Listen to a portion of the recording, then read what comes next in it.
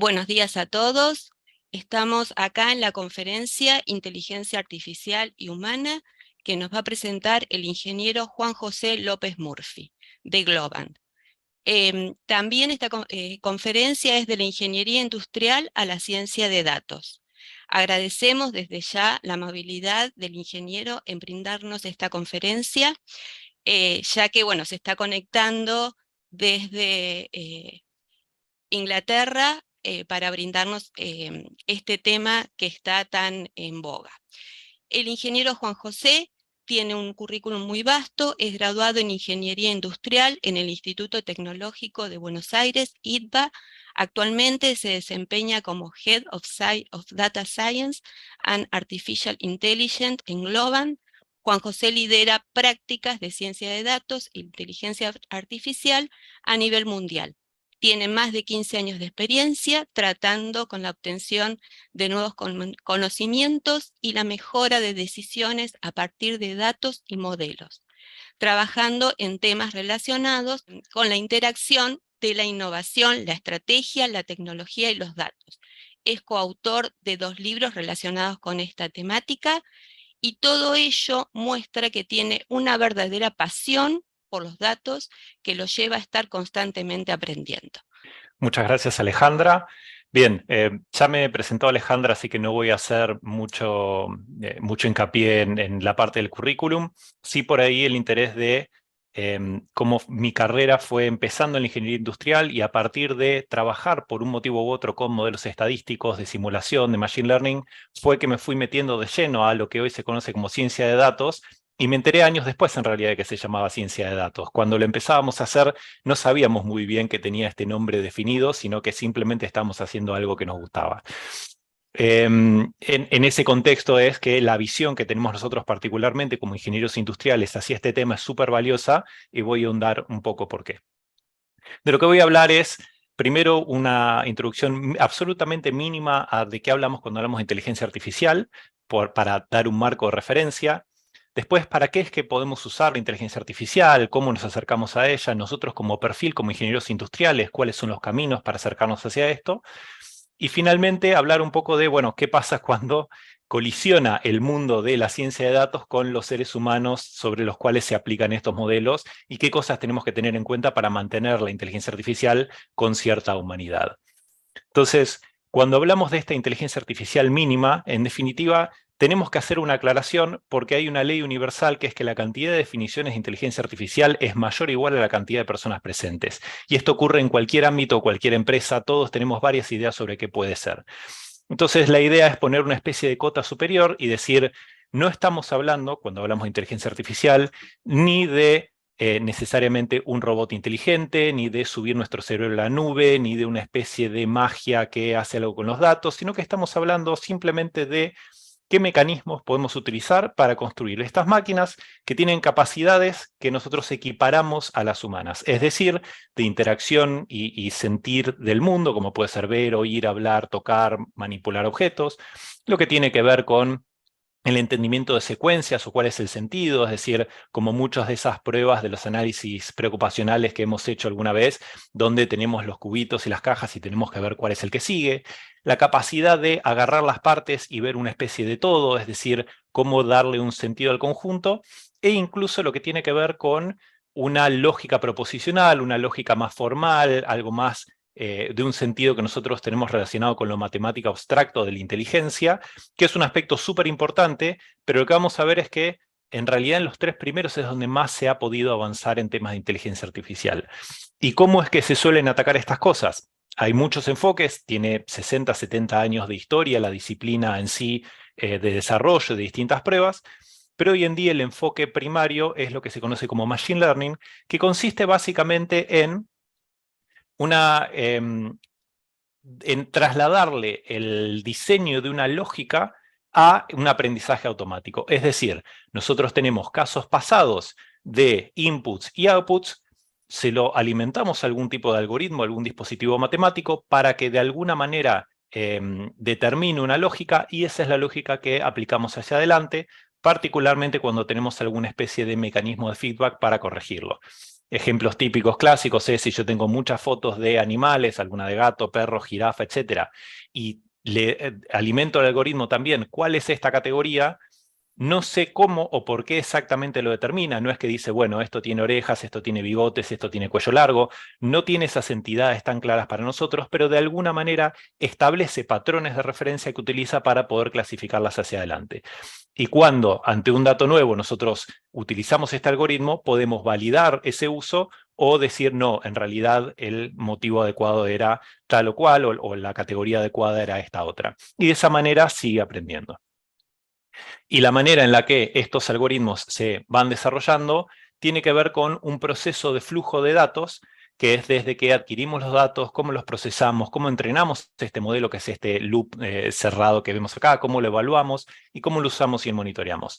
Este proceso va a ser relevante cuando empecemos a hablar de la parte ética del uso de estos modelos para entender en dónde y qué tipo de apalancamiento podemos hacer sobre estas áreas. Entonces, cuando hablamos hoy en día de inteligencia artificial, típicamente estamos hablando de esto. Existen otras disciplinas, existen otras maneras de encararlo, pero esencialmente el enfoque dominante hoy en día es este, que es el de Machine Learning. Ahora, teniendo este absolutamente mínimo contexto, la pregunta es, bueno, ¿para qué queremos usar la inteligencia artificial? ¿Cuál es el punto de todo esto?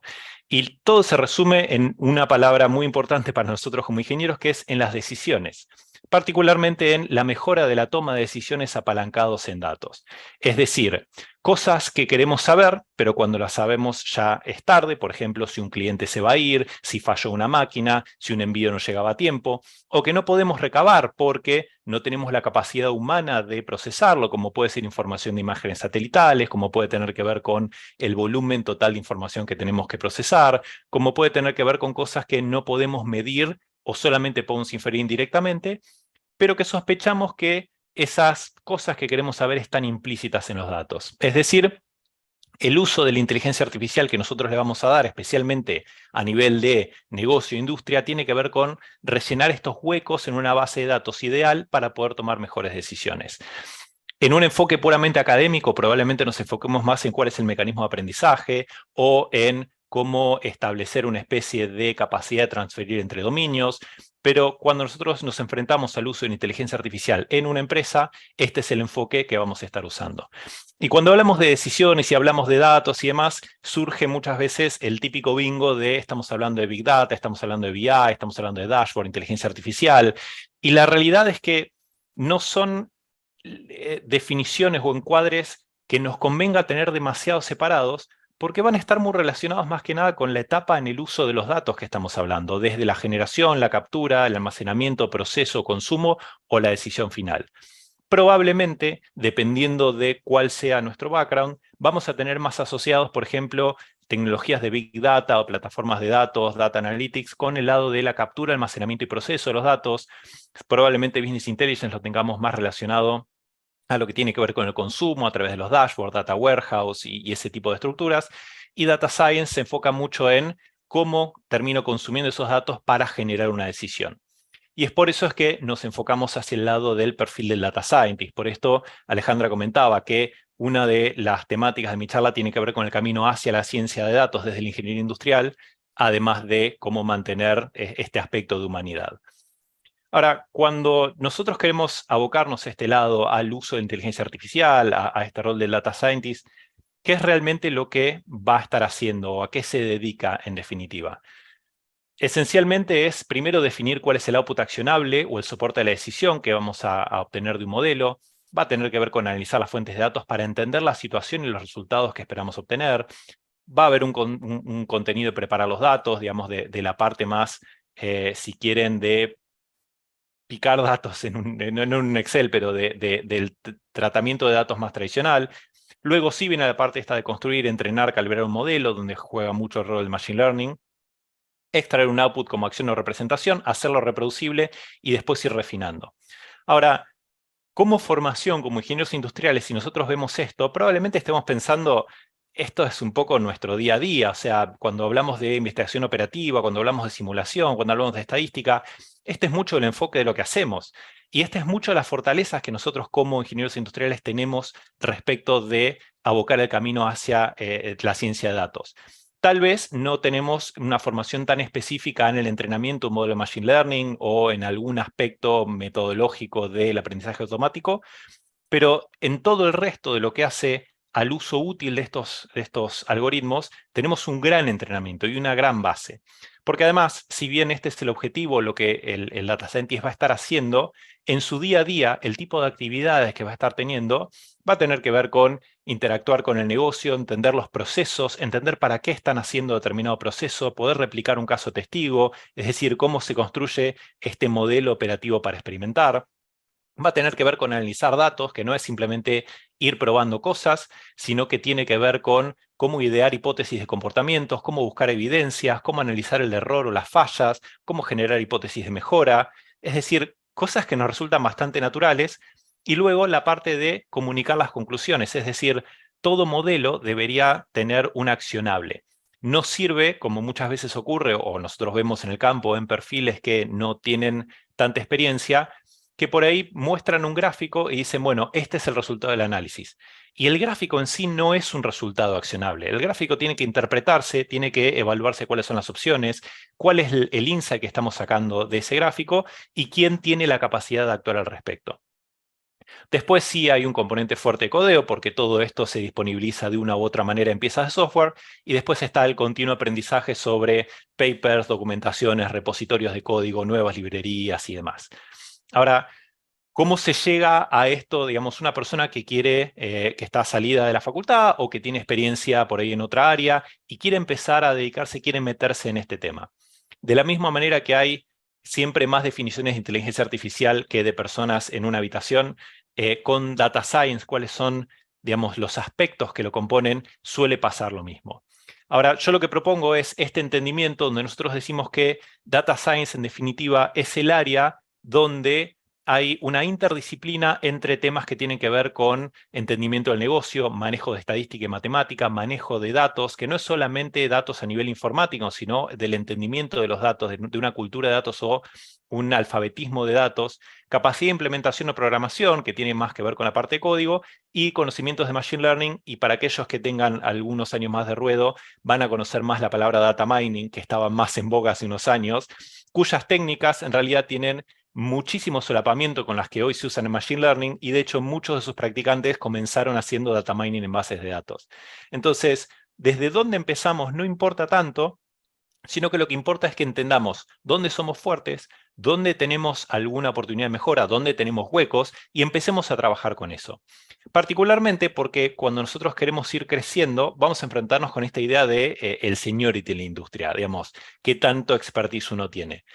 Y hay escalas relativas que uno puede hablar respecto de lo que uno necesita en estos aspectos. Por ejemplo, cuando uno está hablando de alguien que recién comienza a nivel técnico, se va a apalancar más en la parte de la base matemática, estadística, algo de Machine Learning básico, que para muchos casos va a empezar siendo una regresión o cosas que vemos esencialmente en estadística. Y del lado más blando, que por ahí blando no es la palabra, sino más operativo, más de lo organizacional, tiene que ver con poder adueñarse la tarea, ser proactivos, etcétera. A medida que crece el seniority, sí se va ampliando de alguna manera el bagaje de algoritmos específicos o de técnicas específicas que uno conoce, y empieza a ganar más independencia respecto de la guía que hace falta para entender los datos, para la implementación, para conectar con negocio. Uno empieza a ser más un agente de cambio. Cuando uno empieza a tener mayor seniority, sí empieza a incluir técnicas más complejas y empieza a interactuar con el usuario en redefinir la tarea, en ver si realmente la tarea es adecuada. Es decir, uno esperaría de una persona más novata que siga las instrucciones. De una persona que tiene cierto seniority, uno espera que plantee si realmente esa es la tarea que deberíamos estar ejecutando y por qué y qué alternativa hay, porque mucho de este encuadre es donde está el valor de lo que nosotros podemos extraer de la ciencia de datos. Y a medida que después sigue creciendo, digamos, la carrera de estas personas, empiezan a pensar más en arquitecturas de módulos, flujos de datos en la organización, coordinación, visión y escala de equipos y demás. Pero en definitiva, crecer en este seniority significa ir yendo hacia el centro de esta área interdisciplinaria, desde donde sea que uno arranque, para ir generando, digamos, la base más sólida sobre los aspectos que inicialmente no teníamos. Hay una frase que para mí es súper importante, que es sobre qué es ser competente o qué es la competencia. Y esto es para mí importante resaltar porque en la industria en general, digamos, del software, de la inteligencia artificial, de los datos, o en general en la tecnología, existe mucho este problema como el síndrome del impostor, de pensar que hay tantos expertos que saben tantas cosas específicas sobre muchos temas que claramente yo no estoy a la altura. Y en realidad, ante un universo tan grande de distintos tipos de algoritmos y de técnicas y demás, lo importante para ser competente es saber cómo ir a navegar ese mar de recursos, no tanto dónde está la isla o dónde está el recurso específico. Y esto es lo que uno tiene que ir ganando y esto es lo que le da solidez al profesional cuando se desempeña de esta manera.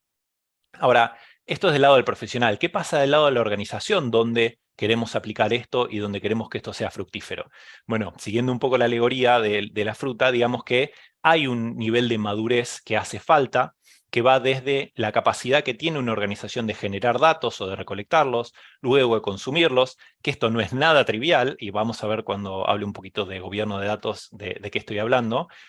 La capacidad de explorar y analizar estos datos, que es donde empieza a conjugarse no solamente la capacidad técnica de interactuar con los datos, sino para ver qué es relevante, qué no, por qué, cuál es el objetivo, qué significa, es decir, el aspecto más semántico del dato.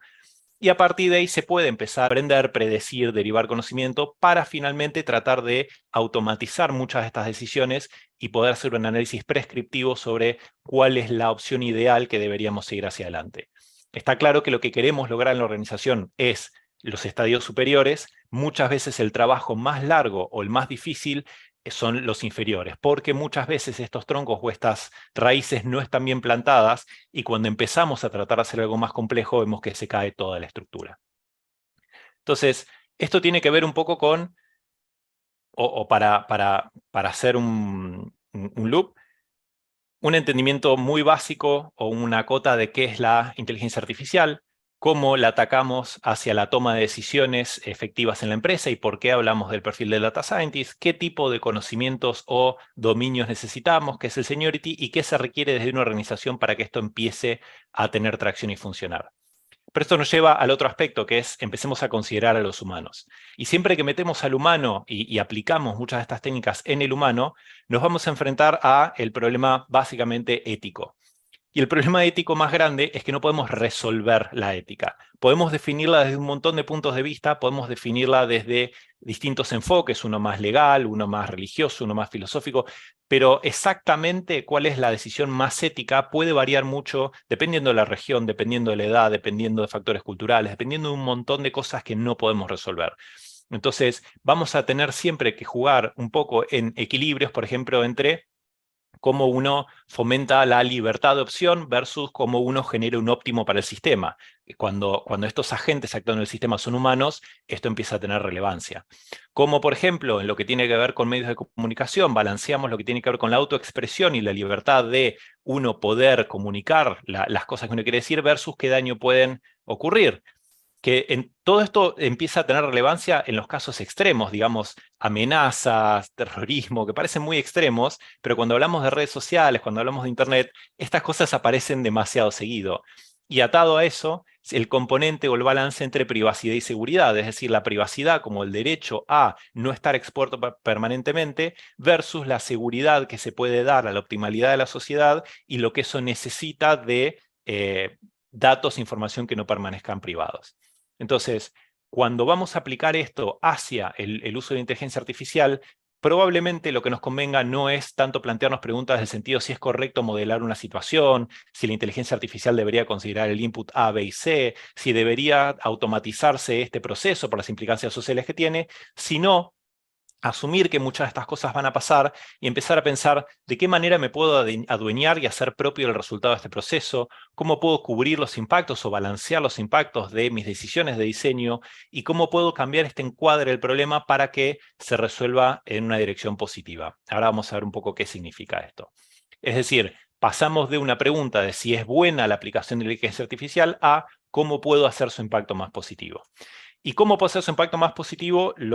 Básicamente nos impacta en 4 aspectos, que son en los sesgos, en las burbujas de información, en las dinámicas de poder y en temas de gobierno de datos.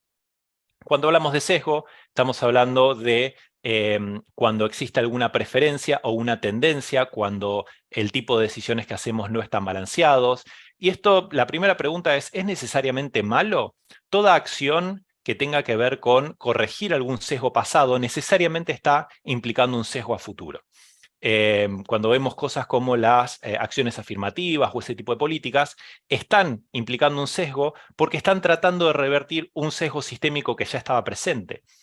Y eso lo que nos da es también otra información, que es no necesariamente es evitable el sesgo. Entonces, donde nosotros tenemos que enfocarnos es en los resultados que consideramos injustos, dado el marco social y legal en el que nos estamos manejando. ¿Dónde surgen estos problemas de sesgo? Según muchas luminarias de la inteligencia artificial está todo en los datos, y eso es cierto, pero no creo que sea suficiente. Es decir, nosotros somos responsables por el efecto en el mundo de los sistemas que nosotros generamos y construimos. Entonces, más allá de que en cómo adquirimos los datos o cuáles son estos datos pueda haber sesgos, el problema está en, bueno, ¿qué vamos a hacer al respecto y con ellos? Y algunos de los aspectos donde esto tenemos que resolverlo es, por ejemplo, ¿estoy capturando realmente la dinámica que estoy intentando apalancar? Es decir, ¿estoy midiendo de alguna manera algo que vale la pena? Un ejemplo típico de la investigación operativa es esa imagen del avión con los agujeros de bala, donde dicen, bueno, ¿dónde voy a reforzar el fuselaje? Y si realmente lo que estoy midiendo, lo que estoy capturando, es lo que estoy tratando de resolver, o es una medida que no tiene mucha relación. Cuando estoy hablando del comportamiento en sí, ¿cuánto ese comportamiento pasado fue insesgado? O sea, cuando estoy hablando del muestreo. Un ejemplo muy típico de esto es esos modelos que se intentaron hacer para predecir si una persona iba a reincidir en un crimen luego de haber tenido una condena. Y el problema es, puede ser que el modelo prediga con determinado éxito algunas situaciones, pero también es cierto que dependiendo del país, dependiendo la etnia, dependiendo la religión, hay distintos grados de encarcelamiento injusto. Entonces, si eso solamente va a perpetuar el sistema que generó esos datos, no estoy siendo muy justo en la predicción, aunque la predicción pueda ser técnicamente buena, aunque pueda tener una buena precisión. Lo mismo pasa con casos como, por ejemplo, si los pares de input y output deberían ser predecibles. Hubo experimentos para tratar de decir si a los 5 o 6 años de edad una persona iba a tener la capacidad de realizar con éxito un doctorado. Es decir, un impacto de más de 20 años en el futuro, donde se juntan o se acumulan el impacto de un montón de decisiones políticas, interacciones, instituciones y demás. ¿Es tal vez posible predecirlo? Y la verdad es que si usamos factores como nivel socioeconómico, lugares donde vive y demás, probablemente haya una tendencia. ¿Deberíamos estar tratando de predecirlo? ¿Para qué lo estoy prediciendo? ¿Estoy prediciendo para saber por qué algunos no acceden a esa educación y hacer algo al respecto? ¿O porque estoy asignando recursos a los que creo que solamente lo van a hacer? Es decir, ¿voy a mejorar la situación o lo voy a hacer más sesgada todavía?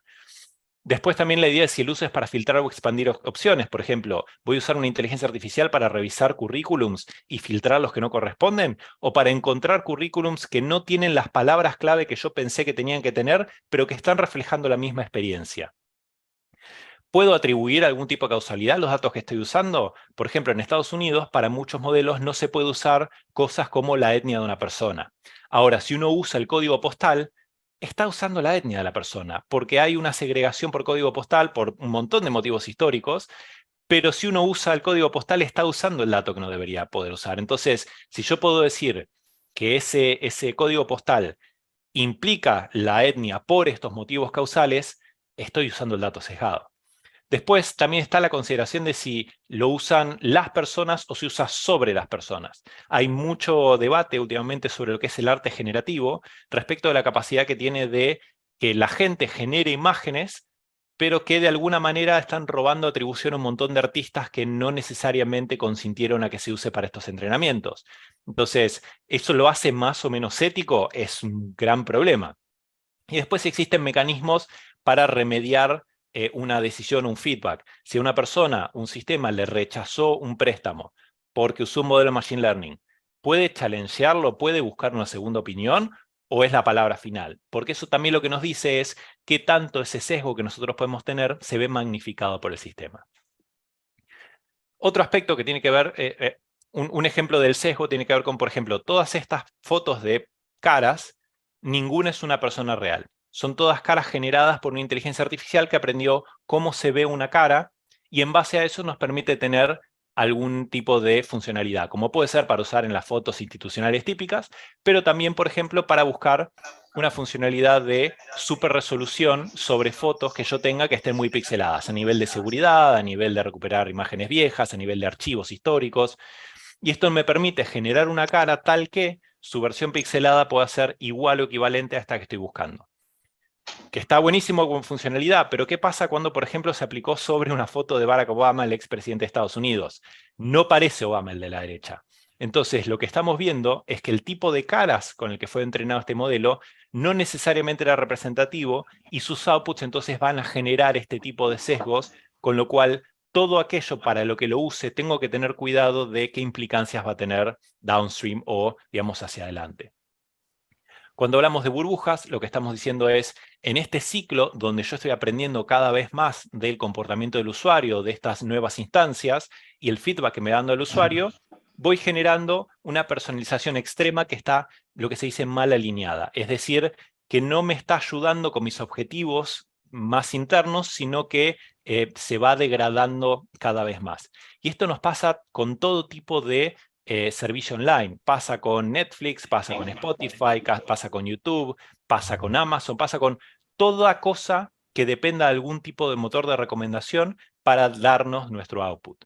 Y el problema es que esto lleva a temas de polarización, ya sea político-científica, aburrimiento y desgaste, es decir, esta sensación de que ya escuché todas las canciones que hay para escuchar en Spotify, cosa que físicamente no creo que sea posible. Lleva a cuestiones de adicción, como le pasa, por ejemplo, a muchos adolescentes con los celulares, por estos como estímulos de dopamina permanentes que tienen por la adaptación continua, y lleva a problemas de autopercepción y pertenencia, hasta temas que son riesgos de la salud, desde los problemas que los filtros de Snapchat tienen en la autoestima de los jóvenes cuando están identificándose con ellos mismos y solo se reconocen a través de un filtro que los hace más lindos, entre comillas, o lo que ha pasado, por ejemplo, con los desafíos de TikTok, donde hay niños que se han muerto porque el desafío era filmarse mientras uno se ahorca hasta que uno se desmaya y ver cuánto uno aguanta. Claramente eso no podía salir bien, pero mediante esta adaptación eso va llevando hasta el punto donde uno se maneja en una burbuja social y de información donde eso es lo que hay que hacer para pertenecer.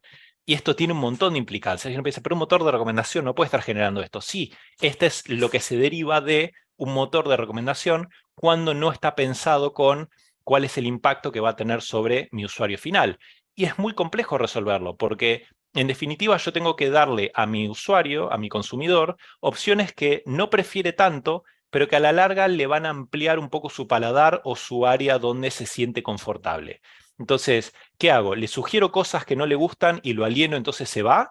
¿O le digo todo que sí lo que quiere, con lo cual cada vez hay un ámbito más chico de cosas que le interesan y le estoy generando una burbuja lo más rápido posible? Y si yo no lo hago, probablemente mi competidor sí, que es más o menos lo que le están pasando en muchas redes sociales con TikTok.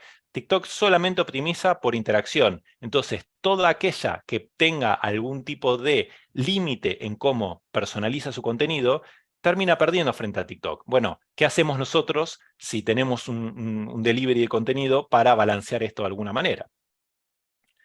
Otro fenómeno tiene que ver con las dinámicas de poder, que es como cualquier desequilibrio o sesgo, como veníamos hablando, se magnifica y se reduce la responsabilidad de las personas que lo implementan. Por ejemplo, cuando el sistema rechazó tu aplicación. Más allá de algún tema puntual, por ejemplo, esto pasa, hubo una campaña muy grande en España con los adultos que no querían usar los cajeros, que querían interactuar con personas en un banco para resolver sus problemas, por sus dificultades, por su edad, por ahí que tenían para lidiar con esas interfaces. No sé si se llega a ver, pero el cartel que tiene esta persona que inició la campaña dice "soy mayor, no idiota".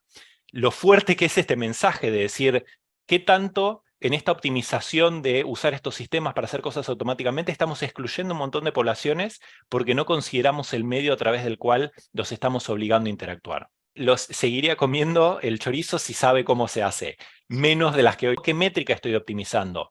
¿Confiarían en mí? O sea, si yo le digo, yo optimizo solamente a que des likes, versus yo optimizo a que tengas conversaciones significativas, que haya muchas interacciones, que no pases tanto tiempo, que compres productos, ¿confiarían en el producto igual? Si estas dos no son sí, entonces evidentemente nuestros objetivos no están bien alineados.